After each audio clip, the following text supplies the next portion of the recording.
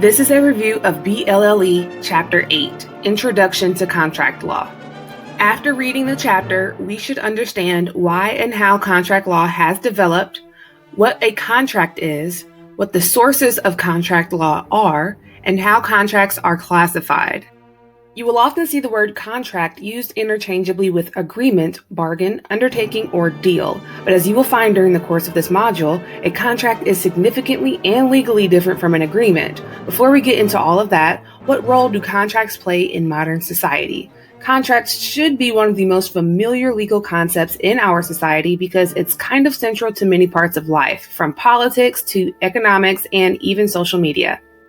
The development of contract law contributed to the creation of our modern capitalism. Contract law serves to maintain incentives to exchange goods and services efficiently, to reduce the costs of economic transactions due to less negotiation, and alert contracting parties to the troubles of the past by making for easier planning. Contracts essentially describe a relationship between two parties. It defines what they can expect, the scope of their work, and what happens when the parties break up. In contract law, we call this a breach. Domestically, contracts fall within the state law domain. Depending on the nature of the contract, the term contract and its requirements may be defined by case law or statutory law.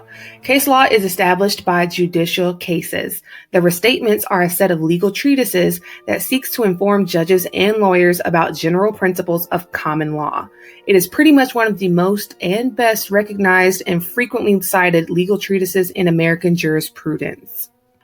Contract law is made in common law courtrooms by individual judges as they apply these rules. In the world of contracts, the American Law Institute has drafted the first restatement of contracts in 1932 and revised that with the second restatement of contracts in 1979. A second source of contract law is statutes. Law created by legislation is termed decisional law or statutory law. The Uniform Commercial Code is something pretty close to legislation, but it is not, however. The UCC is a national uniform model code that most states have adopted in one form or another, but the UCC was not enacted by the United States Congress, so it does not have the effect of national legislation. In those states that have adopted it, the UCC forms state statutory law. In either event, both the Restatement Second of Contracts and the UCC views contracts as being the mechanism that creates a binding obligation. The Restatement Second of Contracts in Section 1 defines a contract as a promise or set of promises for the breach of which the law gives a remedy or the performance of which the law in some way recognizes as a duty. Similarly, the UCC defines a contract as the total legal obligation which results from the parties' agreement as affected by the UCC and by any other applicable rules of law. All in all, a contract is a binding and legally enforceable promise. Just remember that not all promises are or form contracts, but all contracts are formed by at least one promise. As we will see in the forthcoming chapters, a contract has a number of components or requirements, including mutual assent, consideration, legality of object, and capacity. But as a general rule, contracts do not have to be in writing. Oral contracts are just as enforceable as written ones, even though they may come with enforcement obstacles. Later, we will address an exception to this rule called the statute of frauds, which specifies when certain types of contracts have to be in writing. Further, Article 2 of the UCC governs contracts if and only if the contract is for the sale or transaction of goods. UCC Article 2 defines goods as all things movable at the time of identification to the contract for sale other than money in which the price is to be paid. Case law and statutory law apply to domestic contracts. However, what if we are dealing with an international contract for the sale or transaction of goods? If we are working in the international arena and we have a contract for the sale or transaction of goods, then that contract may be governed by international law pursuant to the Convention on the International Sale of Goods, or CISG. International law includes bodies of law that are established by or adopted by customs or treaties and recognized by other nations as being binding in their relations with other signatories. The effect of international law is to produce uniform federal law. The CISG is very similar to the UCC, and it can be described as the international version of the UCC. However, there are notable differences between the two. First, the UCC requires that contracts have consideration to have binding effect. We will define consideration in the next chapter. However, the CISG has no consideration requirements. Second, the UCC has certain writing requirements called the Statute of Frauds, and the CISG has no such requirement. Third, the CISG preempts the UCC because the former is national law via a treaty, and the latter is state law. Preemption refers to when federal law will trump state law pursuant to the United States Constitution's declaration that the Constitution, federal laws made pursuant to the Constitution, and treaties made under the authority of the United States Constitution constitute the supreme law of the land. The fourth difference is that the application of the UCC is mandatory when the conditions of having a domestic contract for the sale or transaction of goods is met. But under the CISG, parties to an international contract are able to choose to have their contract governed by a different body of law. And lastly, the CISG does not apply to contracts for the sale of 1. Ships, 2. Aircraft, 3. Electricity, 4. Consumer goods, which are goods bought for personal, family, or household use, or 5. Where the predominant purpose of the contract is the provision of services and the goods are furnished incidental to those services. There are 4 broad classifications of contracts. First, a contract can be classified by explicitness, which is the degree to which the agreement is manifest to those not a party to it. The explicitness of a contract may either be express, implied in fact, or implied at law, or quasi.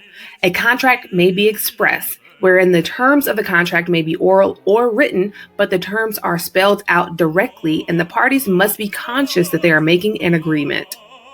A contract may also be implied or inferred from the actions of the parties. An implied contract occurs even if the parties have not discussed the terms, if it is clear from the parties' conduct that they intend to have a contract.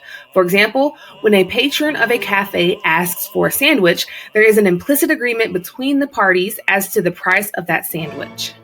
Or take this example. Let's say a company hires a contractor to landscape for the entire summer. The contractor landscapes for the first 3 weeks of the summer and gets paid on Friday morning each time. On the 4th Friday, the contractor landscapes, but the company refuses to pay. Under these facts, the law will infer that there is a contract between the company and the landscaper to continue to perform and get paid for those services, irrespective of the fact that the parties had no writing to evidence their agreement. This is an implied, or sometimes called an implied in fact contract. The company would be obligated to pay the contractor because the contractor performed their part of the bargain, there was an agreement based on both parties' prior conduct, and the company was enriched by the contractor's performance. Third, a contract may also be implied at law, or sometimes called quasi.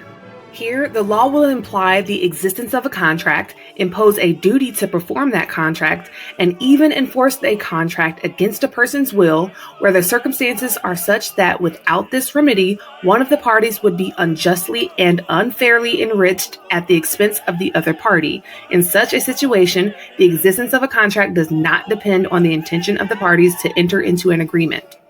Let's look at another example. Let's say Miss Brooks is eating dinner at a ritzy restaurant in downtown Los Angeles and happens to choke on her food. Dr. Oz, sitting nearby, observes Mrs. Brooks choking and rushes over to perform the Heimlich maneuver, thereby saving her life. If Dr. Oz later sends Miss Brooks a medical bill for services rendered, Miss Brooks is obligated to pay Dr. Oz even though she had no intent to enter an agreement with him. This is because Ms. Brooks would otherwise be unfairly enriched by Dr. Oz's services. To avoid unjust enrichment here, the law will find an implied at law or quasi-contract to require Ms. Brooks to pay the fair value of the services she received. Contracts may also be classified by the mutuality of promises that are given. If both parties make mutual promises, then the contract is classified as bilateral. In a bilateral contract, the promisor and the promisee make a promise. Or, otherwise stated, both parties to the contract make and receive a promise. Each party pledges to do something and each is in receipt of a pledge. For example, let's say Ms. Cole promises to wash Ms. Flores' car, and in return, Ms. Flores promises to pay Ms. Cole. This forms a bilateral contract because each party makes a promise in exchange for a return promise. However, if one party performs an act in exchange for the other party's promise, then the contract is classified as unilateral. For example, if I lose my dog Apollo on a morning run in the park and I offer a reward for Apollo's return, a unilateral contract will be formed if my neighbor has knowledge of my offer and performs the task of returning Apollo. Contracts may also be classified by the degree to which it is binding or enforceable on the parties. A contract may either be void, voidable, unenforceable, or enforceable. First, a contract is void if it lacks a legal element. Try to think about void as being a legal nullity and having no legal effect whatsoever. It is an absolute nullity. The law treats void contracts as though they never existed or happened. So let's do another example. If Mr. Eklund agrees to commit a crime in return for Ms. Aceves' payment of money, as we will find, this contract is void because of illegality.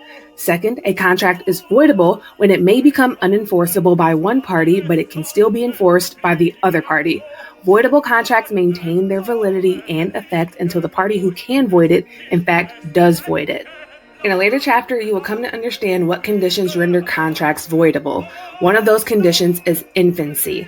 So, for example, a minor has the power of contractual avoidance when they enter into a contract with adults.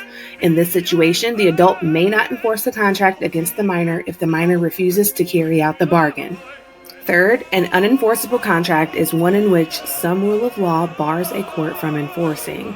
So if there is a statute of limitations on when a party can bring a cause of action for breach of contract and the statute has run, i.e. expired or lapsed, then the court cannot enforce the contract because it is unenforceable.